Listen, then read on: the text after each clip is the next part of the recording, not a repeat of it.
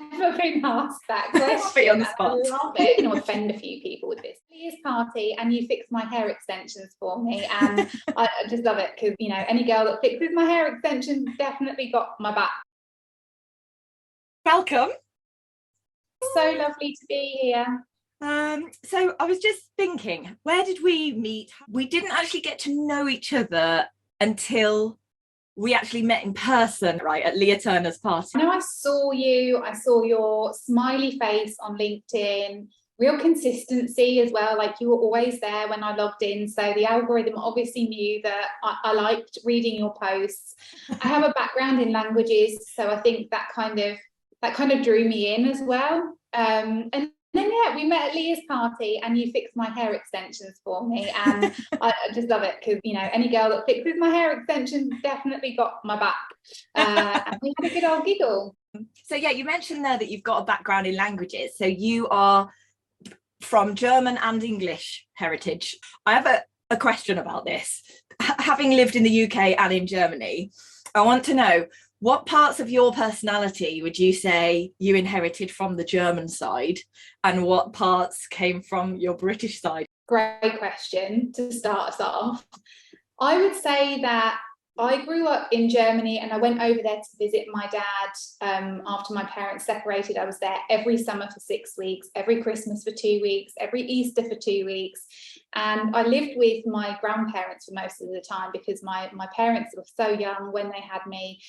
So I went over and I would live with my grandparents in Germany, and I absolutely have never felt that feeling again on my own, where there's just complete freedom. Felt complete freedom to do whatever I wanted to do, to eat whatever I wanted to eat, to go and see people that I wanted to see. And it really allowed me to explore myself quite a lot growing up. And it gave me like touch points in between the monotony of school life and friendships, which I found quite difficult at school. Always really unsure about what friendships were, what I was meant to do, where I stood with people. A lot of that is down to the way that I think and who I am as a person. So Germany gave me freedom, and it gave me exploration as well. The Germans are really good at being in nature and really enjoying the present moment. I love the efficiency and the organization and the cleanliness, and I love that side of my German character. I feel I've really got that in there. And then the English side, I have a lot of my mum.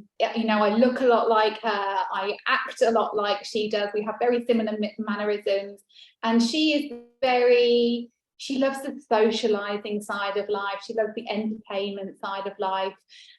So I think I've got that from her in England and Germany. And they're just such beautiful countries, both of them. I'm so privileged to be able to see a really, really nuanced part of both sides, which I love. Amazing. And you're bilingual as well. So apparently that enables you to think about things from a different perspective. Yeah, it's quite interesting because I speak 3 languages fluently. German and English I've learned as a native. So my mum's an English speaker. I was born in Germany and I grew up speaking German, but my mum was speaking English to me, which is why I have no traceable accent on either side, really. But what's really interesting is there's a definite switchover that happens. So when I'm in Germany, it takes me a couple of days before I start dreaming and counting in German again in my head. And then likewise, when I come back to England, and idioms as well, I find it really hard to switch idioms over. So things like, you know, crossing your fingers instead of drück die Daumen, which is to press your thumbs. Things like that get really muddled in my mind as well. So that's quite hilarious. I say stuff and sometimes people have just got no idea what I'm talking about. But then the Spanish I learned from scratch. So there's a very different process in my brain. You can almost feel it. The German's there, the English is there, but the Spanish is constructed in a slightly different place. It's really interesting. Maybe you have to think about it more, whereas English and German just really natural for you. Yeah. I wanted to ask you about your background in education. Obviously, you and I are both very passionate about education. You got a master's in education and you were working in that industry, but you left it because you realized it was quite toxic and you couldn't change it from the inside, but you're doing a lot to help with different sort of perspective of education, in a way, a different part of the journey. So can you tell us a little bit about that transition? Yeah, sure. So I started coaching while I was in education, and the transition, I could say that it was probably much harder having been a teacher, because when you're a teacher, you're used to instructing and giving information and making information as accessible as possible to the people that are learning from you. And coaching is much more about providing space for people to explore what they already know, to give themselves the permission to answer their own questions. And so really, when you think about it literally like that, teachers or instructors can find it really hard to move into coaching. I feel like I already had a lot of that coaching side of me in my teaching practice, which is something that I think my students, especially my A-level form groups, I had many A-level form groups over the years who I would see from year 12 to 13 and into their university studies. I would apply coaching methodology before I even knew what coaching was. And so I think there was a bit of a natural tendency for me to do that. And I feel really lucky that, there's pictures of me when I'm really young, 7 years old, stood in front of one of those, IKEA blackboards, and I'm teaching my toys something.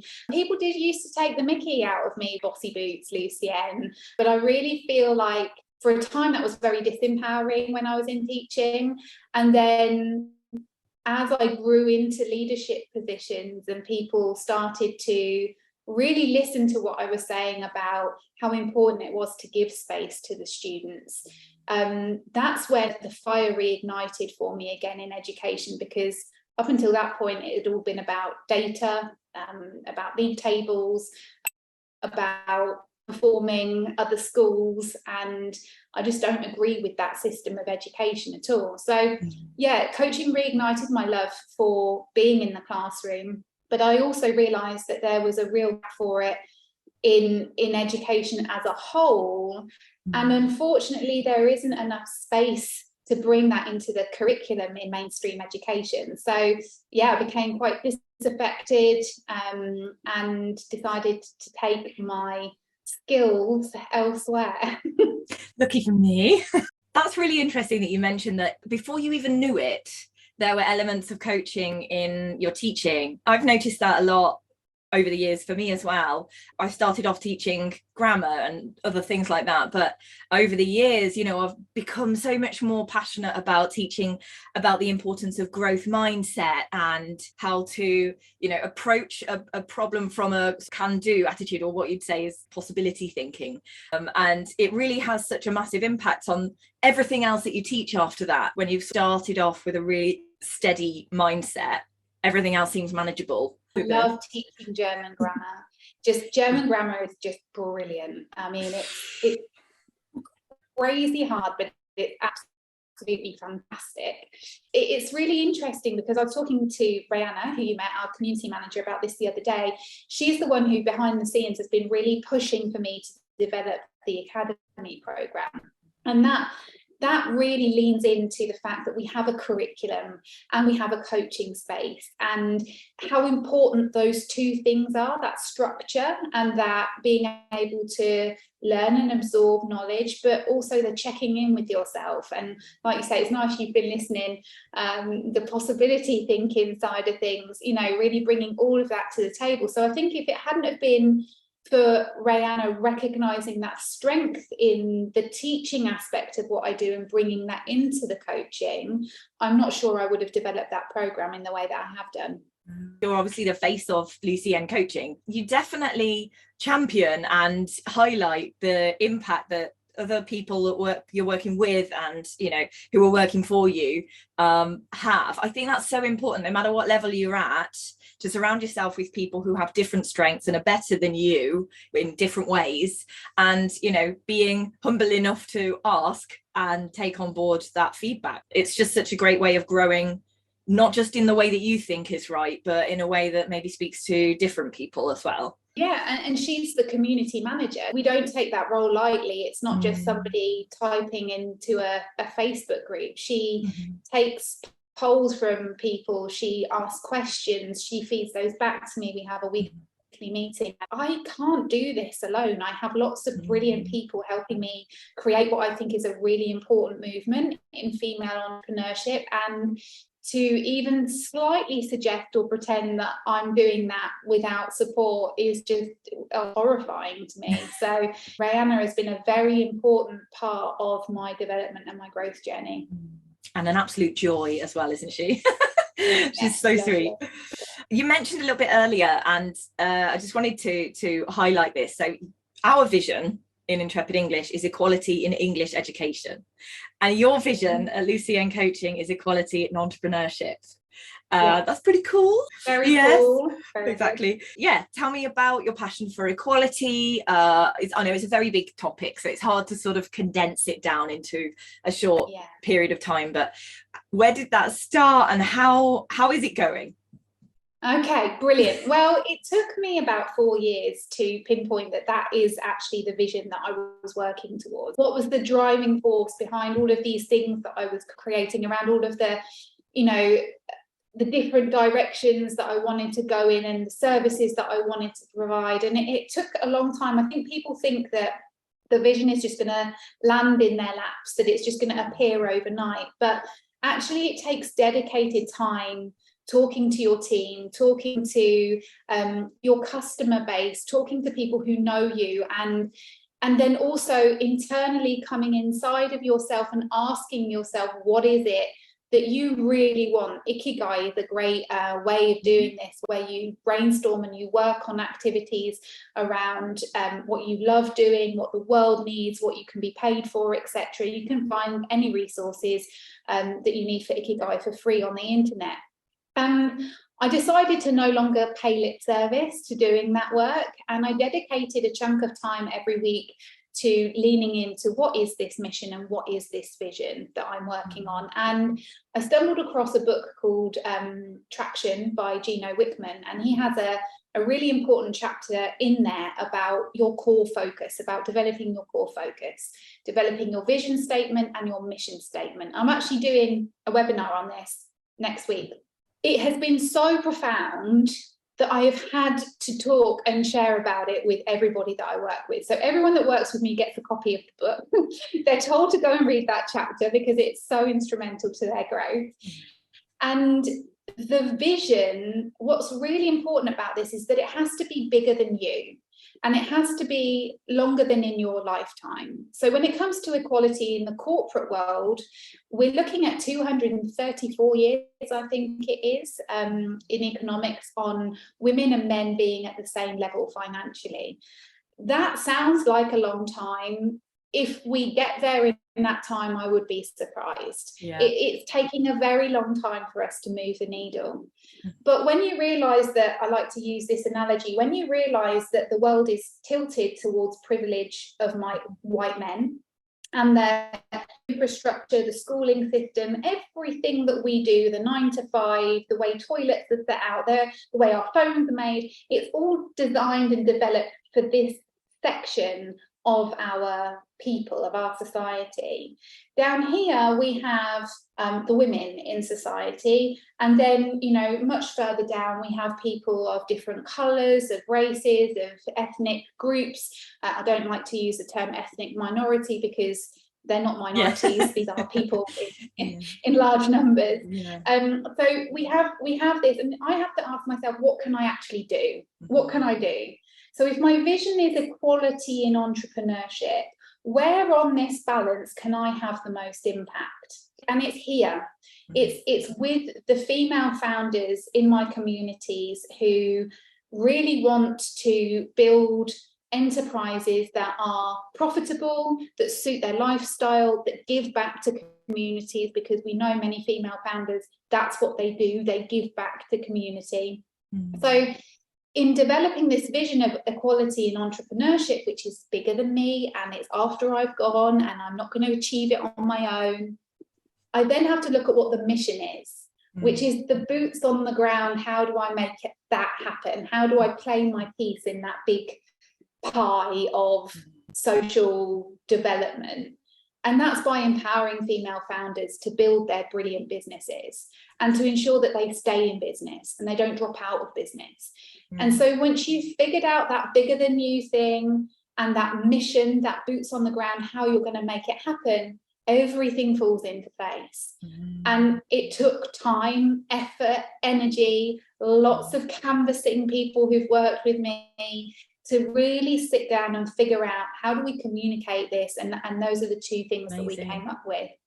I think quite often in corporate world and in the way it's always been, empathy is seen as weak and integrity is bad business, but it's not.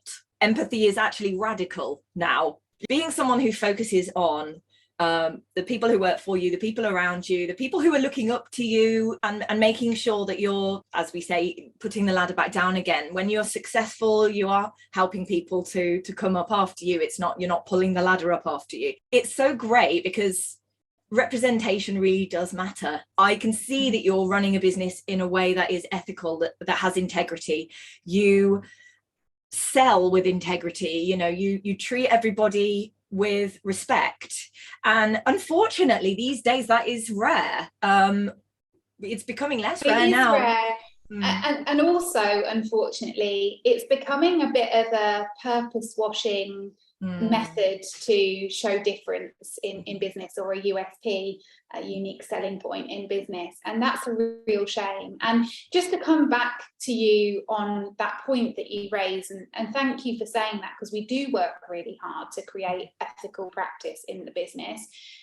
We had a lineup this year of 3 keynote speakers, myself, Lisa Johnson and Mel Schilling, and we're all white women. And despite the fact that we have Lorraine, to whom all of the profits for that event go to, it was made clear in our canvassing that we didn't have enough diverse representation in our event space.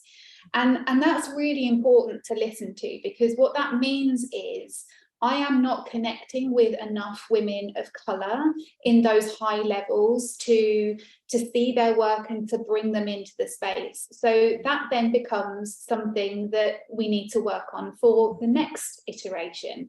But we can't get it right every time from the very, very beginning. I mean, we did have people from all sorts of diverse backgrounds in attendance and also giving masterclasses, but representation is so important. And I think that, rather than shying away from when we get given this feedback, actually listening and understanding what's needed and then making change and implementing that is what we need in order to grow. And so, I don't get it right all of the time, but I am so open to making as representative a business and ecosystem in Lucienne coaching as possible, that I'm on the lookout for people from diverse backgrounds, and if I find you I'm gonna zone in, I'm gonna hone in, I'm gonna be like, right, you come with me, let's see what we can do. This is a really interesting journey, and something that it is important to talk about. I had a similar kind of a realization a little while ago. I think it was about 3 years ago now. I realized just how much of a bubble my network was becoming. So if you look at for example, my circle of friends and my family, really nice and super diverse. Awesome, beautiful. But my network, people that the algorithm was sending me, I was like, I'm not interested in hearing from you. I don't want to have more people with your perspective. I want different perspectives. I want a more diverse network. It took a bit of action, which was easily enough done. Quite soon I noticed the different perspectives coming in a way that it was really satisfying and really rewarding, and those conversations were so much more enriching. But it wasn't just a one-time thing. I have to continuously sort of work against the algorithm in a way. I'm talking about LinkedIn, social media and things like that, but also just looking for different perspectives. If I Google a certain thing, whatever it is, the top 10 responses will be people who look like me. And that's by design, by Google. People look for things that suit them and their views, right? But looking out, being more active about it, being more mindful about opening up your life to more perspectives, and also learning the language of diversity, so that when you actually have those conversations, you're doing so in a respectful and a really sort of mutually beneficial way. Yeah, it does take effort, but technology is always learning from us. And the talent that's out there that is underdeveloped, underfunded, under supported. I mean, it's just criminal how that's been allowed to happen. And yeah, it's a big part of what we're doing in Lucienne Coaching, which is to identify talent from diverse backgrounds and support them into those spaces, so that we create that level of representation for as many people as possible within the female community. I love looking at the lovely faces on a Monday and a Friday in the collective of extraordinary women. I mean, it's beautifully diverse. It's full of people from all over the world, from all sorts of backgrounds, religions, heritages, and it is phenomenal. And it's because I speak about this stuff a lot, and giving people that platform is so important to me, again, because it's underfunded, it's undersupported. And if I'm there doing it anyway every Monday and Friday, then why not let people join in? So it's really important to me. It's silly now to think about it, but I joined the collective about more than 6 months ago now, and originally I was like, am I going to be able to squeeze in 30 minutes on a Monday and 30 minutes on a Friday? I mean, to be fair, one of them was at 7 o'clock in the morning at that time. Now they're both at 10. Yes, thank you. You're welcome. Very bleary-eyed on a Monday morning, sometimes with my hair in a towel, just like, okay, it's worth it. And now I can't imagine not having that in my week. It showed me through sticking with it initially, and just the massive amount of progress, the ease at which I was setting goals and then achieving them. It actually freed up a lot of time. I'm hearing this a lot, that it is so powerful, and just having that space twice a week. Yeah, it does a lot for me as well. I'm not completely unselfish in doing this. It means that I have these 2 anchor points in my week where I have to show up for the community, and I do that work on a Sunday. I tie it all in together for myself on a Sunday, and it's really powerful for me as well, because when we ask those coaching questions, they sit somewhere in our subconscious, and we're asking those of ourselves as well. So I'm constantly evolving and giving myself that space to think about those things, which it's really beneficial to me too. And I'm so pleased that you're there and that you are getting the benefits, because that's what it all is all about. If people didn't show up, I wouldn't be doing it, and week on week we get more and more people, and they're raving about it, which means we're doing something right. So it's great. It's brilliant. I tell everybody about it. I tell everyone, and they have the same reaction, like, oh, can I squeeze it in? And I'm like, yes, immediately, yes. And secondly, you must. It's a weird fallacy, isn't it, that you have to create time. You have to create time, and in order to create time, you have to use time. So that time used makes that time that you then have in the week so much more manageable and so much more clear and concise when you're just on that hamster wheel, on the treadmill, but you just don't know if you're coming or going. That's not an effective use of time. Just because you're doing something does not mean that it's productive. So that 30 minutes is critical, and I highly recommend it to everyone that's in the professional space. Amazing. Obviously I'll be putting links to all of this underneath. But one of the things that really surprised me about the collective was you're a high performance coach, you're a female empowerment coach, but you focus on the importance of foundations.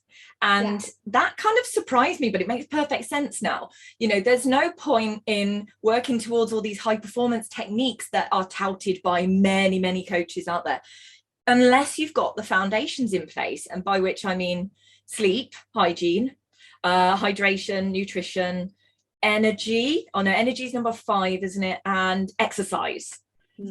They're such simple things, but without them, there's no point in working on the rest of it. No point. And that is, in essence, high performance. It's the longevity, it's the being able to consistently show up, and you can't do that if you're running on empty all the time. You create that inconsistency in how you show up. So granted, when we get these foundational elements done, and sometimes I sound like, you know, our mum, and I'm like, drink enough water, not quite like that. There's a lot more science behind how I teach that work, but those more strategic sides of business that I coach and mentor on, the mentorship, which is around planning and execution and understanding targets and goals and metrics, and how you're going to make that mission and vision come to fruition. There is no point in doing that until you are looking after yourself. And for me, that is just such a common sense thing. It's so clearly high performance. I don't understand why more female football teams aren't looking at the menstrual cycle of their players and identifying, you know, what's going on hormonally and when they're at peak performance in the athletic world. And there's a lot of the sports world, of the athlete side of our society and business life that actually merges together. And so I think, you know, when you're trying to show up, and I use the word trying there very purposefully, made up with beautiful visuals, and you're keeping up with the Joneses, and you've got a lovely Instagram grid or whatever that might be, it all comes crashing down. And what people see there is inconsistency. And when we're inconsistent, we're not leading. And when we're not leading, we're not in high performance. So yes, those foundations are absolutely critical. And it's really interesting when I start working with some of the female founders that I work with, who, you know, we consider them the very pinnacle of entrepreneurship around the world, and they're like, I wasn't expecting this. Like, before we even get to the strategy of their business, they're like, okay, you're actually gonna make me look after myself. Yeah, too right I am, because that's how your business keeps running. So it is one part of what I do, but it's really, really important. Making sure that you're focusing on those day to day and week to week. For example, yesterday I had a session with a student. She said, I've had a headache all day, I'm really stressed with work. And I just thought, there's no point in just like carrying on through in that state. So let's just invest 2 minutes in having a big glass of water and, you know, taking a deep breath and just relaxing. By the end of the session, she was giggling. You know, she was feeling a lot better. We do just keep pushing forward, don't we? Because there's so much to do and we can't take our foot off the pedal. But like my friend gave the analogy, it's as if you are, what did he say, a lumberjack in the forest and you're chopping down a tree, but you're doing so with a blunt axe. You know, you could work really hard there all day long and not really get very far. But if you just take a step back, sharpen your axe, you're going to get it done much quicker. That is a brilliant analogy, but there's all sorts of ways where we can catch ourselves when we are in those moments, and stopping that freight train is hard. You need to identify a tell that you have that indicates to you, okay, my behavior is doing this, which means I'm pushing too hard. And when you find that tell, you can start doing something about it. It might be as simple as, you know, you can't be bothered to wash your hair, or, you know, you're climbing into bed at night and you're letting your hygiene go, so you're not brushing your teeth, or really, really simple things which you are setting aside because of that hustle. And I think it's really, if you do have a tell where you're not washing your hair, for example, like, you know, you can't be bothered to get ready for your day, that's a red flag. What's going on there? What's behind that? How much energy have you used to get to the point where you don't want to do that? And how can we make sure that that is happening less? And that's really important too. It is. And I need to remind myself every day, I'm like, I'm tired. I go reach for a coffee and then I'm like, wait a second, maybe drink a glass of water first. You have to constantly Good. remind yourself. Yes, Well, very good. it's a constant effort, Lucienne, but I've got and your handbook it is. here that I do. Yeah, I love that. Brilliant. Super fan. I filmed a webinar with one of my dear friends, Jules, recently, and we asked people how important continued professional development was to them. And unsurprisingly, they all voted very, very highly. Yeah, it's really, really important. It's fundamental to them progressing in their career and enjoying their lives, right? Then I asked them how much opportunity they had, either from their employer or if they were self-employed from themselves. They didn't get the time, they didn't get the encouragement to actually try and develop themselves in their careers. And they all said, this is something I wanted to work on. This is something that I should prioritize more. And it's that difference between knowing it's important to you and that cognitive dissonance there of not reaching out to get it. But specifically with English training, a lot of people feel shame. They go to work every day, they try and cover up the fact that they don't really understand a lot of what people are saying. They're silent in meetings. Over time, that becomes unsustainable. They're stressed, they become ill, and a lot of leaders don't really know what they're seeing because it just manifests in low productivity or, low morale in the team, that kind of thing. So they don't really know exactly what the problem is. And without having those conversations, or even having the conversation, but the employee not understanding that they have a safe space to talk about what they need, then they end up losing their job or looking for another job, and the leader has to recruit someone new. So after speaking with the employees many, many times, I started to think, maybe it's time that we look at the cause of the problem and speak to the employers about this. I know you're a real proponent of continued professional development or personal development as well. What do you think about this area, and what can we do, in your opinion, to improve the way it's seen and remove the taboo from asking for the help that you need? Great question. It is incredibly important. As we both know, time is so precious, and unfortunately what we've got is historic time wasting within professional development. So CPD programs in corporations will be put on, and actually they won't have canvassed their employees first to ask what's needed, and they won't be providing what's needed. And so historically you've got this really kind of poo-pooed any training work that an organization provides is not valuable. You've got that kind of image in your mind. And so I think it takes effort from both levels, from the organization and from the employees. The organisation needs to understand how costly it is, and this is where I find so much short-term thinking when I start working with larger organisations around losing female talent and that retention of talent as well. And what a shame if it's because of communication background and not having the support and infrastructure in place to support somebody's communicative development. That would just be a horrendous shame to lose somebody because of that fact. So identifying as an organisation where the talent sits and having really important conversations which the organisation feels are important, conversations with the employees about what's needed.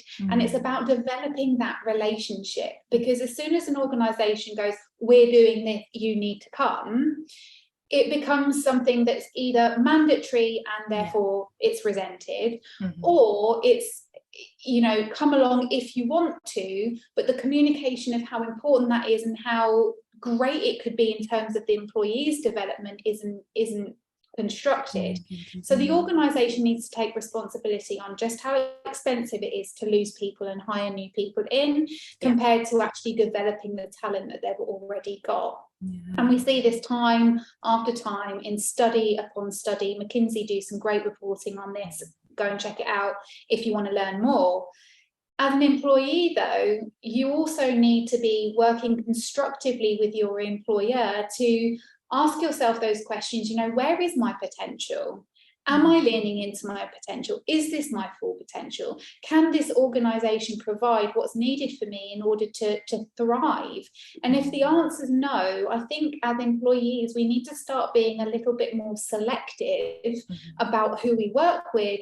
And then it will be a case of, survival of the fittest. The organizations who are attracting the best talent are the ones that have the great communication, the great professional development, because people know I want to work with them because they're going to develop me and I'm going to bring my best to that organization. And so the other companies are left flagging behind, and we're seeing that real curve where organizations who've been at the forefront of this developmental style within CPD and development of their staff being at the top of that wave, and everybody's now trying to catch up. Well, there's still a wave. We've not crashed over yet. So if you're a company that really wants to maximize profits, which is essentially what every organization wants to do, you have to become super invested in your people. You have to communicate with them and listen to what it is that they need, and you have to provide for their needs so that your organization is an attractive place to work. And only by doing that will you create something that is going to grow with real traction into the future. Awesome. All the rounds of applause for that. I absolutely love that. This is a message that has been, backed by data. Like the recent Gallup survey on the huge annual survey basically broke down all of the different ways that investing in your employees is good for business. And a failure to do so is the kiss of death for your business. So yeah, that validated a lot of what I've been feeling for the last year as well. All right, so you've got lots of exciting events coming up. We recently had the Female Founders Summit, which was amazing. I'm still just on cloud 9. It's really interesting because everyone that I speak to, especially the new people that came this year, had been looking at it and had been going, it seems a little bit like this or a little bit like that. And then when they got there, were just so involved and no pedestals. And I think when you're looking at something from the outside in, it can be easy to create your assumptions about what's going on. And what I've loved about the feedback is that it's been so inclusive. It's been really accessible, inclusive, and that's exactly what I wanted to do. So I am loving the things that people are saying to me from that summit. I'm really glad you enjoyed it. Yeah, you've got quite a few live events, lives in-person events. These days, people tend to choose either online or in-person stuff, but you're doing all kinds of things. And doing a bit of both. Yeah. There's just been an announcement that I've partnered with a local heritage site called Delapre Abbey, a beautiful old abbey in Northampton, absolutely stunning. And we have Laura Hoff coming to give a breathwork masterclass with ice baths, and we've got lots of really amazing people coming and giving their expertise around mind, body and soul. So it's the Mind, Body and Soul Festival in Northampton, and it's designed to be a really high quality event that is accessible for people. In Northamptonshire, we don't have a lot of that going on, and there's so much talent in this town, and we find that a lot of our people go far and wide to go and get their festival experiences or to develop themselves. So we thought, why not create something really extra special here? And that's what we've done, and we've just announced it. The early bird tickets are on sale now. Super exciting. The pinnacle of your Lucienne coaching offerings. It's phenomenal. So we have gone all in. And I'm not even ashamed to sell this with everything that I've got, because quite honestly, it is phenomenal. I mean, we have worked so hard to create something that really meets the needs of our clients, and a big part of that program is the accreditation, which ensures people who've gone through the program are delivering exceptional customer service for their clients as well, because we are challenging the ethics of the coaching and business industry through the program as well. So it hits a lot of different markers for what I want to achieve.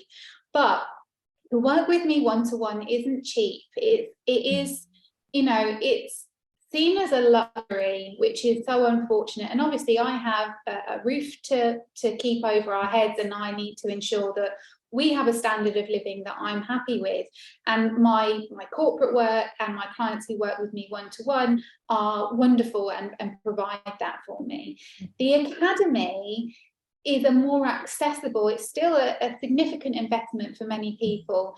It does mean that people show up and they dedicate their time to it, and they put in a lot of effort and energy, and they get a lot out of it in return. It is a more accessible and affordable route to access that high performance one-to-one coaching. So we're really excited about it. It's probably the last year that I'm going to be able to provide all of the coaching, just because of the growth of the business.